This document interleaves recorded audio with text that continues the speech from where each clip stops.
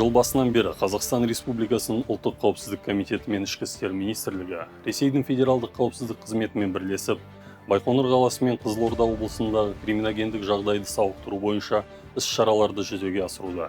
Бұған дейін хабарланғандай, қаңтар айында екі елдің арнайы және құқық қорғау органдары Қазақстан мен Ресей азаматтары қатысқан қоғамдық қауіпті қылмыстық топтың қызметін тоқтатты.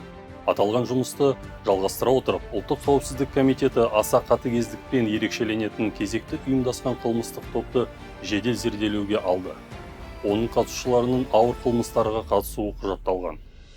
15-16 наурызда ұлттық қауіпсіздік комитеті мен федералдық қауіпсіздік қызметі, сондай-ақ ішкі істер министрлігі және прокуратура қызметкерлерінен тұратын мемлекетаралық жедел тергеу тобы Алматы, Қызылорда және Байқоңыр қалаларында қылмыстық әрекеттің 13 жетекшісі мен белсенділерін ұстау бойынша бір жолға арнайы операция жүргізді. Сотқа дейінгі тергеп-тексеру басталды. Ұсталғандардың өзге де қылмыстар жасауға қатыстылығы анықталды.